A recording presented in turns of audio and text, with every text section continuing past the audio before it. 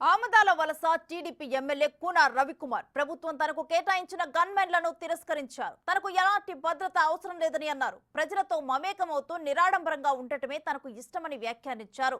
Protocol ద్వారా వచ్చే వాటిని చాలా వరకు తగ్గించుకుంటానని తెలిపారు. గన్మెన్లు అవసరం లేదని కూన రవికుమార్ వారిని తిప్పి పంపటం ఇప్పుడు తెలుగుదేశం పార్టీలో హాట్ టాపిక్ గా మారింది. ప్రోటోకాల్ ఉండాలని కన్నా సింపుల్గా ఉండాలనేది నా అభిమతం. మీరు చూసారో లేదో, గడిచిన 30 సంవత్సరాలుగా కూడా నేను చాలా సింపుల్ సిటీగా ఉంటాను. అందరు ఫార్చునర్ కార్లు వాడితే నేను సఫారీ కారు వాడాను. అంటే ఏంటి, అవసరానికి ఉండాలి తప్ప ఆర్భాటాలకు కాదు. ఇది నా తత్వం కాదు. ఇది మొదటి నుంచి నాకున్న అలవాటు. ఇది అప్పుడు కూడా లాస్ట్ టైం నేను విప్పుగా ఉన్నప్పుడు కూడా కొంత నాకు ఉండేటటువంటి దాన్ని కూడా అప్పుడు కూడా వద్దనే చెప్పాను. ఎందుకనంటే ప్రజలతో కలిసి ఉండడం వేరు, కొన్ని అడ్డగోడలుగా ఉంటాయి ఈ సెక్యూరిటీస్ ఇవన్నీ కూడా. ఇప్పుడు ఈ ఫ్రీనెస్ ఉంటుందా, వాడు నా దగ్గర రానివ్వడు, వాడెవడో ఎక్కడ ఇబ్బంది పడుతుంటాను. కాబట్టి ఆ ఇది ఉంటుంది. ఒకవేళ ఏమైనా తోపులాట్టున్నా బాబా ఆగండి అని నేనే చెప్పుకుంటాను. అది నేను వాళ్ళకి చెప్పినా వాళ్ళు హ్యాపీ ఫీల్ అవుతారు, వాళ్ళు నాకు ఏదైనా చెప్పినా ఫీల్ అవుతారు. కాబట్టి గన్మెన్స్ అనేది కేవలం అది సెక్యూరిటీ అవసరమైన వాళ్ళకి అవసరం. ప్రస్తుతానికైతే నాకు జిల్లాలో కానీ, నియోజకవర్గంలో కానీ, రాష్ట్రంలో కానీ ఎక్కడ కూడా అటువంటి పరిస్థితులు లేవు. కాబట్టి నేనే స్వయంగా ఎస్పీ గారు మాట్లాడిన వద్దని చెప్పాను. అప్పుడు విప్పుగా ఉన్నప్పుడు వచ్చినా సరే అప్పుడు కూడా సగం ప్రోటోకాల్ వద్దనే చెప్పాను. కొంతమంది తగ్గించా. అప్పుడు కూడా నలుగురు ఉంటే నలుగురు వద్దు, ఇద్దరే చాలు అని చెప్పి ఆ రకంగా కూడా అప్పుడు అంటే అవాయిడ్ చేయలేకపోయాను. అప్పటికి నేను చెప్పినా సరే అధికారులు అట్లీస్ట్ ఒకటైనా ఉండాలని అప్పుడు బలవంతం చేశారు. బట్ ఇప్పుడు అది కూడా అవసరం లేదు.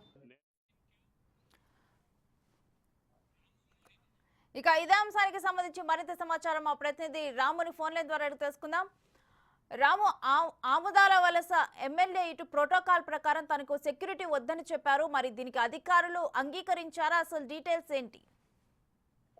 రేణుశ్రీ, ఎప్పుడైతే టీడీపీ ప్రభుత్వం ఉమ్మడి కూటమి ప్రభుత్వం అధికారానికి వచ్చిందో ఖచ్చితంగా మంత్రి వారి విస్తరణలో శ్రీకాకుళం జిల్లాకు సంబంధించి, ఎందుకంటే శ్రీకాకుళం జిల్లా ఉమ్మడి జిల్లాలో మొత్తం 10కి కూడా కూటమి అభ్యర్థి అంతా కైవసం చేసుకున్నారు.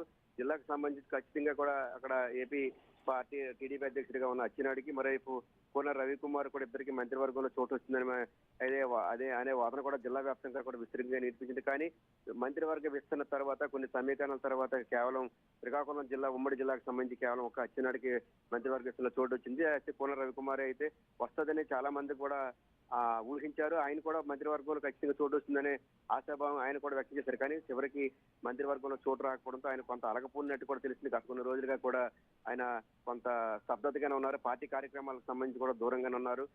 అడిగితే కంటే తన కూతురు మొన్న 19వ తేదీని కూడా శ్రీకాకుళం జిల్లా పరిషత్ మీటింగ్ హాల్లో కూడా సమీక్షా సమావేశం జరిగింది.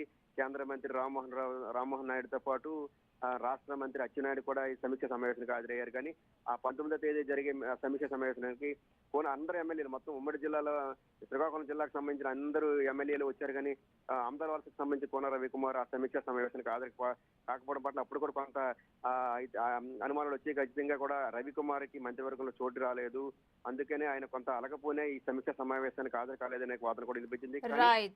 2 రోజుల క్రితం ఆయనకి పోలీసులు గన్మెన్లు ఆయనకి పంపించారు సెక్యూరిటీ. కానీ ఆయన తిరస్కరించారు. కేవలం నాకు ఎటువంటి థ్రెట్ లేదు జిల్లాలో, అందుకనే తిరస్కరించాను తప్ప నాకు ప్రభుత్వం మీద కానీ మా అధినాయకత్వం మీద ఎవరి మీద అలగలేదంటే కూడా ఆయన చెప్తున్నా సరే ఖచ్చితంగా మంత్రివర్గంలో చోటు రాకపోవడం పట్ల ఆయన అలకపోయినారనేది మాత్రం కొంత నేను వాస్తవమే చెప్పొచ్చు. Renusri, thank you Ram.